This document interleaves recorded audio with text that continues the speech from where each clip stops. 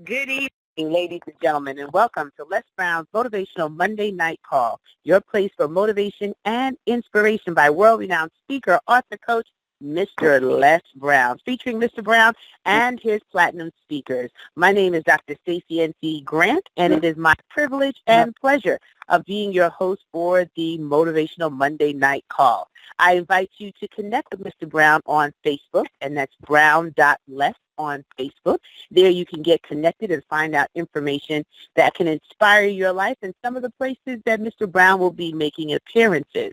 You can also visit lesbrownuniversity.com, where you will be able to go ahead and get some extra special goodies from Mr. Brown himself and the First Family of Motivation. And if you want to go out and share your story and build your platform and start your coaching, you could also visit the lesbrowninstitute.com for more information on how to join our family. So we thank you for taking time out of your Monday to be here with everything going on in the world. We know that each moment is a blessing. Today, 9/11 in this country is a day that none of us will ever forget, that lived through what happened on that day, and truly a reminder of the gratitude that we should have for the first responders and all those who protect the freedoms that we have. And of course, we extend our love and our prayers to every household and family that's been affected by Hurricane Harvey and now Hurricane Irma, that we can just truly be beacons of light and hope in a very troubling time, and know that we can be the change that we seek as we see people coming together, helping one another, and just realizing how important the human life is. So welcome to the call, and guess what, everyone? I have a surprise for you. Mr. Brown was able to coordinate with his travel schedule to be here live on the call, so you still have a minute or two if you want to text it out, tweet it out, post that Mr. Brown is live with us tonight. Mr. Les Brown, how's that microphone working for you tonight? It's doing better than good and better than most. How are you? I am great and grateful, and hearing your voice just makes me even better. All right, and I feel the same way. And I just want to thank you for the great work that you're doing. And I encourage people to come see you when we go to New York. We'll be there on October the 18th. Am I correct? Correct. I'm going to make that announcement. Les Brown in NYC. You'll be able to get your tickets before they are sold out. I can't wait for you to get up here. Yes, I'm really hungry to get there. Let the record show. I love New York. Yeah. And this is a day that we are not only looking at and remembering the lives that were lost on September the 11th, but we are also taking the time to reflect on people who are going through some tough times because of Hurricane Harvey and Hurricane Irma. And also there's another hurricane I understand is forming called Hurricane Jose. And so I want to talk to you about, and I was thinking, I had a conversation with my daughter, Ona, this morning, and she said, how do you think about your dream when somebody's been snatched out of your life, or because of some natural disaster by Mother Nature that you lose all of your material possessions? How do you dream? How do you have goals when you're running for cover? I said, Ona, those are very good questions. I said, what's the answer? And she said, oh, I haven't gotten there yet. I said, oh, thank you very much. So I want to talk about that. What do you do? My son Calvin and I, Calvin, that I've been asking you to pray for, that he would have a healing, who had a stroke, and the cells between his esophagus and his brain have shut down temporarily, and we're using all types of methods and techniques to activate those cells. He's being fed by a tube in his stomach and lost over 100 pounds. And Calvin and I had a dispute But when I heard that my son was going to be in the path of Hurricane Irma, he lives in Jacksonville, and downtown Jacksonville had flooded. And I saw this reporter who said that she was in 3 feet of water and that the water would get as high as 6 feet. I forgot all about the disagreement and the argument that I had with my son. And I called immediately to find out how he was doing and how he was faring in the weather. And what I thought about, that many times when we have arguments and disputes with someone that we love, when tragedy strikes, all of that goes out of the window. If it doesn't, it should. When tragedy strikes, we come together and start calling people who mean something to us, who's important to us, to see how they're doing. When tragedy strikes, I think that it prompts you to begin to do 3 things, particularly after you go through it. Number 1 is to reflect. Start thinking about the people that mean something to you. And you reflect and start thinking about what really matters. What really matters to you? And when you think about that, I don't think your material possessions matter that much. I heard people crying and talking about they lost everything. And I was to say to them through the television, but you're still here. You lost all your material things, but you're still here. I know someone who's lost someone who meant something to them in a storm. And that's different than losing everything in your house. That's different when you lose your material possessions or you come outside and your car's been picked up from non-payment. That's different. But if you're still here, if you've not suffered some crippling, disabling accident, you're still here. You still have your right mind. Embrace that. Strengthen what's left and reflect and activate a spirit of gratitude that you're grateful. Be thankful for what's left. Take a deep breath if you made it, because that's important. Gratitude, things that we take for granted. I'm thinking about the challenge that I had when I was speaking on stage from a wheelchair. And because of sciatica pain, I couldn't lift up the weight of my body. Because of the pain, I couldn't stand up on stage and walk back and forth as I have been accustomed to doing. Because of the pain, I couldn't put myself in the bathtub and get out. I needed help to get in and to get out. And now things that I take for granted, I'm thankful. If I wake up and have a pain-free morning, I'm thankful. I'm grateful for the ability to see, to hear, to move, to be able to voice my dream and to inspire and to motivate people.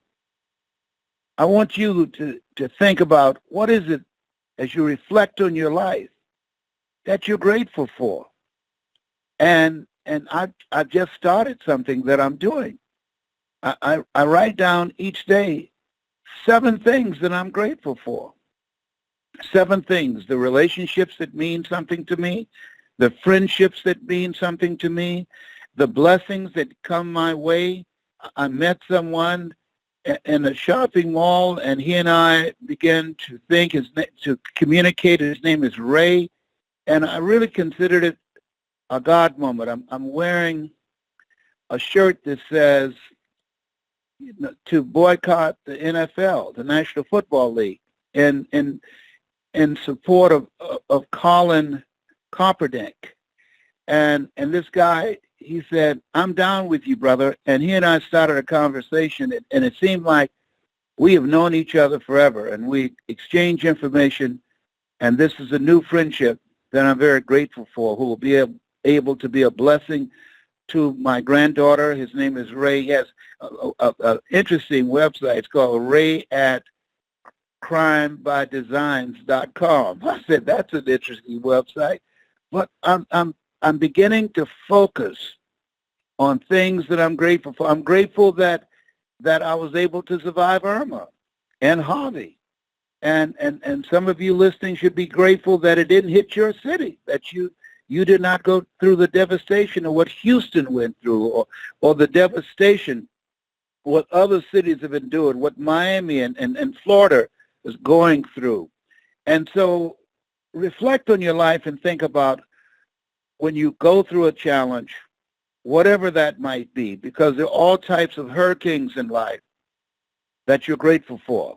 The next thing is to refocus, marinating ourselves in it and continuing to look back. We can become paralyzed and stuck.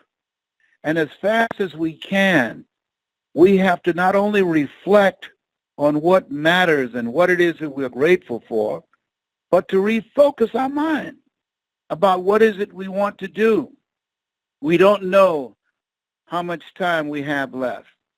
I was going to reach out to a young man that I met at Fox TV who lost his job. And in the process of reaching out to him, I heard the news that his son died as well. I mean, to lose your job and then your child dies, who's in college. Wow. Bam, bam, back to back. And I know what it is to have back-to-back storms in your life. When my talk show was canceled, I went through a divorce from someone that I love very much. And my mother was diagnosed with breast cancer and passed. And my best friend, Boo, was waiting on a liver transplant, and he died. And during that time that I was also diagnosed with prostate cancer. I got back-to-back blows. And when you go through that it's a time to get still and to reflect and to strengthen what's left, and then as quick as you possibly can to refocus your mind, because you can get stuck for a period of time. I got stuck. I was ashamed and embarrassed that my show had been canceled. I was ashamed and embarrassed that I talked to people about being successful, and I wasn't able to make my marriage work. And so as you look at your life and look at the things that you want to do, that refocusing when you've gone through something is very important, because if you continue to look back and talk about it and focus on it, it will drain you emotionally and spiritually. And it will draw all the energy out of you. You know, Helen Keller says when one door closes, another door opens, but most of us spend so much time looking at the closed door that we don't see the open door. What are those new opportunities that life is presenting us that we can begin to refocus our mind, our time, our energy, and our spirit, and finding our purpose and new meaning in life? And the third thing is, not only must we reflect on what really matters and strengthen that and refocus our minds on the new chapters in our lives, that we have the power to write a new script, but we have to recalibrate. We have to ignite our spirit. That when I went through my divorce, I parked for a while. I parked. When my mother passed from breast cancer, that was another blow. I parked. When Boo died, I was holding my best friend's hand and saw him when he took his last breath. And I remember the door in the hospital room opened, and his mother said, "Come in, Holy Spirit, and take my boy." I froze, and I parked.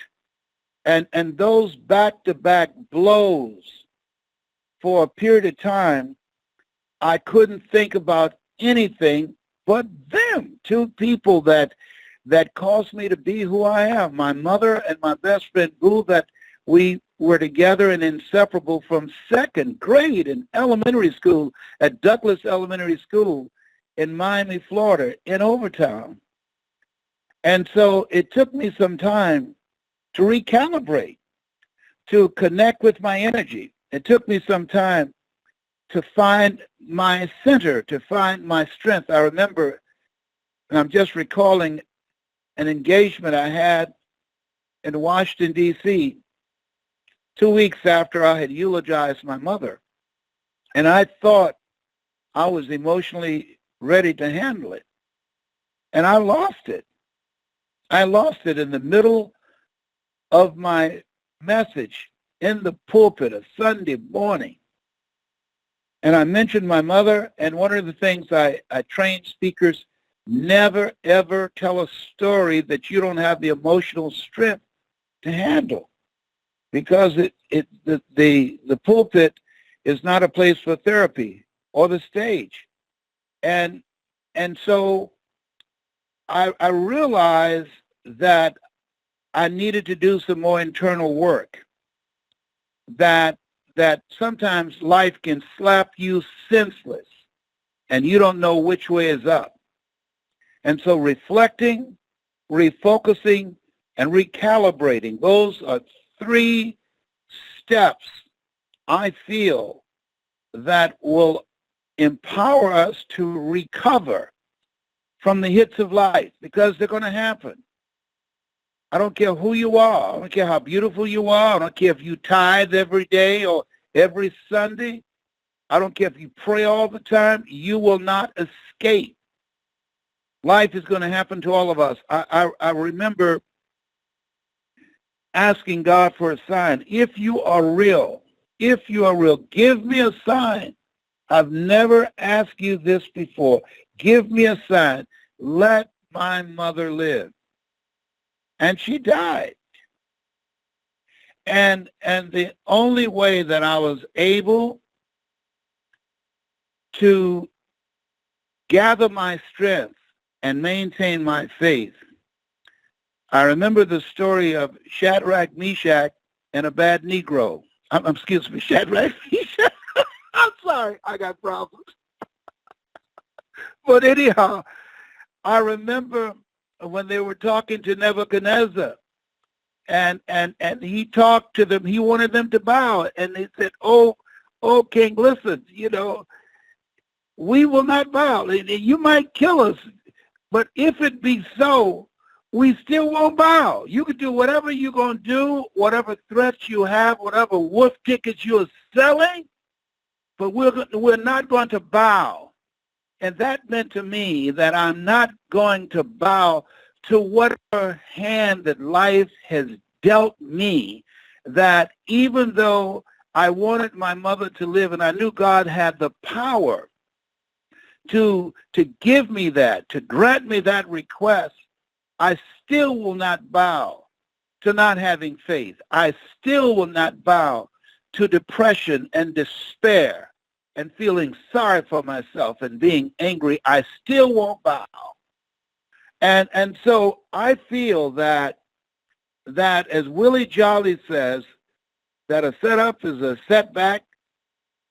So a setback is a setup for a comeback, that we have comeback power, that in spite of what we've gone through, in spite of what we are dealing with, in spite of what we have lost, we have comeback power. In spite of the defeats, in spite of the rejections, in spite of the failures and the devastation and all of the things that life can throw at us. Willie was right. Setback is a setup for a comeback. We have comeback power. Must remember, it's easy to say, "Oh, I know he'll never leave me nor forsake me," when our bills are paid and the car hasn't been repossessed and our home hasn't been foreclosed on, and we have our health and our children are healthy. It's easy. It's easy to have faith and say God is good all the time, and all the time God is good. Yeah, right. But when life knocks on the door Yeah. What you got to say now? What do you have to say now? You lose your job. You lose your health. You prayed. I remember sitting in University Hospital, and they gave me an MRI. And I remember the young man coming down the hall to meet me, the radiologist, and he said, and he had tears in his eyes, man, he said, I was in a dark place, and you helped me. You helped me.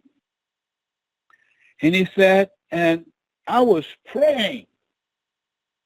When I did your MRI, I was praying that I didn't see anything but just you being cancer-free. And he said, I don't have good news.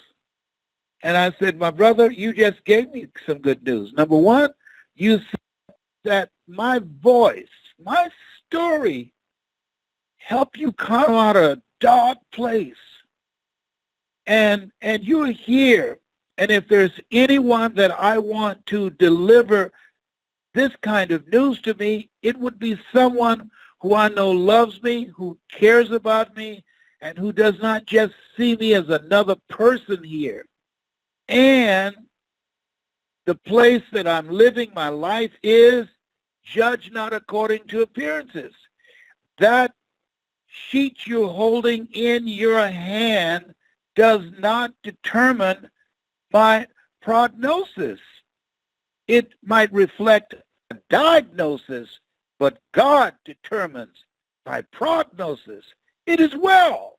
All is well, because I know he'll never leave me nor forsake me. And that's where I stand. And we both embrace each other with tears. That tears of gratitude. I said, man, I'm a fighter. I'm not surrendering to this. I'm going to kick cancer's butt. Trust me on this. I'm shining my shoes now. And I truly believe that life is a fight for territory. And we must fight a good fight with whatever we go through. I truly believe that life is a fight for territory. And once you stop fighting for what it is you want, that's peace of mind, that's your health, that's your relationship, that's your children, that's your future, your healing, whatever you stop fighting for, what you don't want will automatically take over. And my mother didn't raise a punk, she raised a fighter. And I say to you, it's in your DNA, whether you realize it or not, whether you agree with me or not, that there's a presence, there's a power in you. Greater is he that is in you than he that's in the world. The adversities, the setbacks, the defeats, the devastation. Yeah, you got it like that, whether you know it or not. You're made in the likeness and image of God, and you've been given authority and dominion over everything. Didn't say some things, over everything. Now, as my mother would say, put that in your pipe and smoke it. You have something special. You have greatness in you. Reflect, refocus, recalibrate, recover. That's my story, and I'm sticking to it. Stacy? I know that's right. Put that in your pipe and smoke it. It is. That's what Baby Brown would say. Put that in your pipe and smoke it. My mother was something else. Oh, Jesus, she was something else. But she spoke the truth, and it's so true. As I tell you what you said, truer words have not been spoken, because you're going to go through some things. I just had to hold my mule, as one of my girlfriend's mothers would say, when my website was hacked. So, all sorts of crazy things happen, and you just put it all in perspective, and you do exactly what you said. Reflect, refocus, recalibrate, and recover. Recover. Look, see, I was about to say rejuvenate.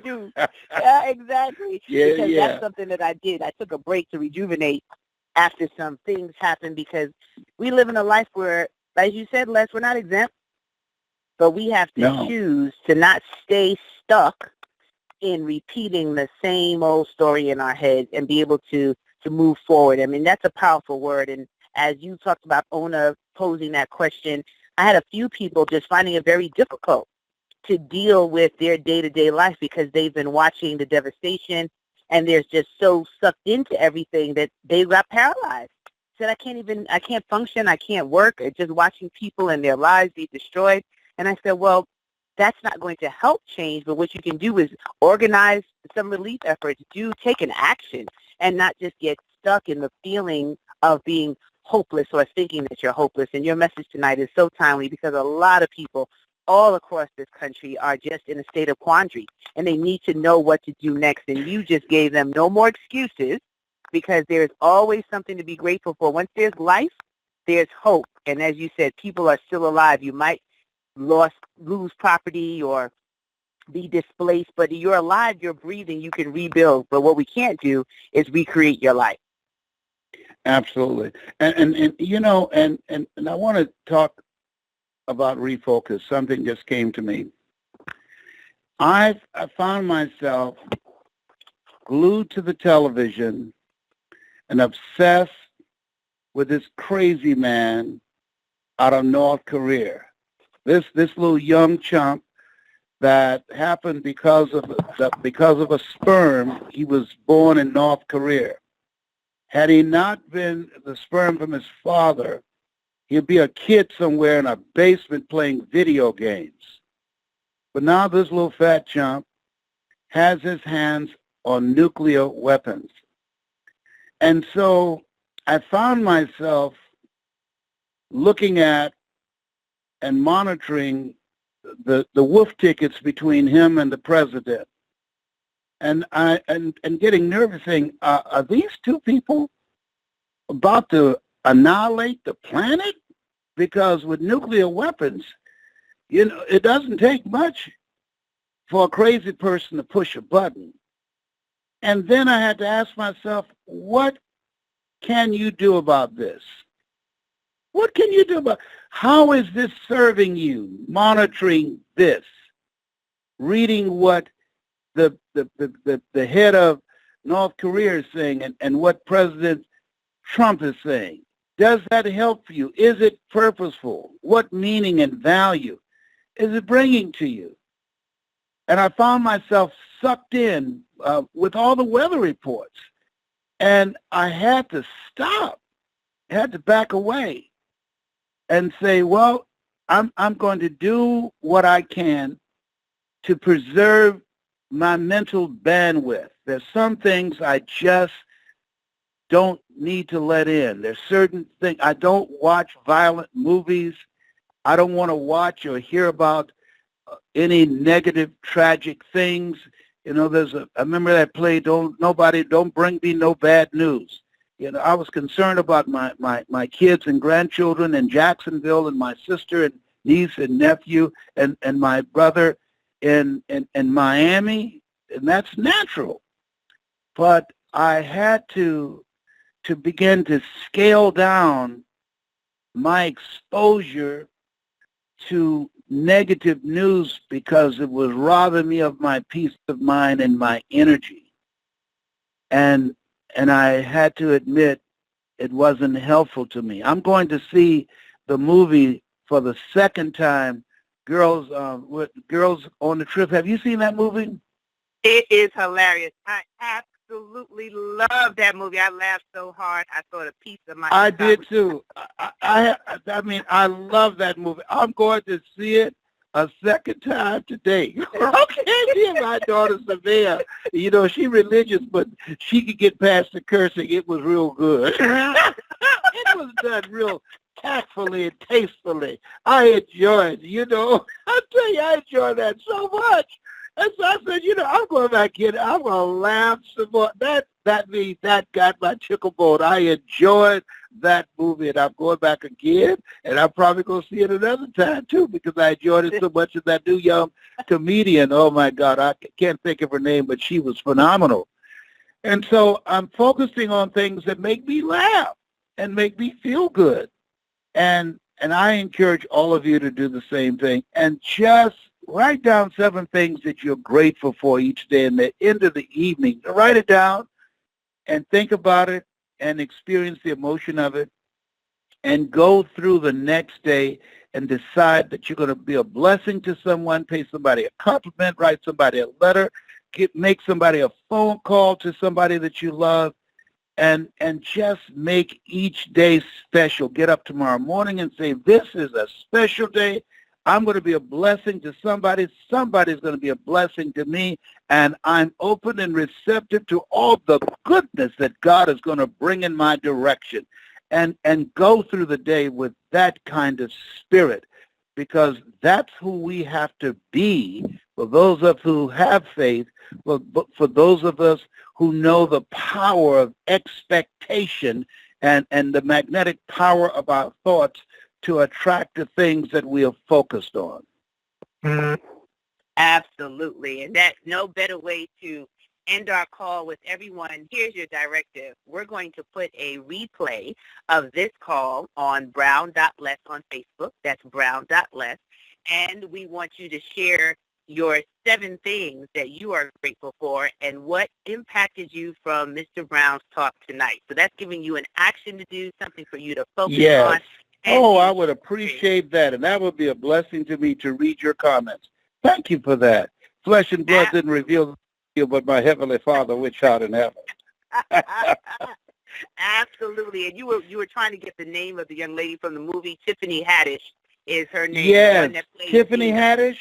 Oh, Tiffany yes, Haddish. She was a bad girl. I love her. She wore that banana out. I'm sorry. Help the Lord. I'm a baby Christian. I'm a baby Christian. I need prayer. Y'all pray for me. You hear? Oh, my God. Okay. Okay, I'm going to be good. My medication went off. Let me hang up now. My medication went off. Thank you so much, baby. I love you.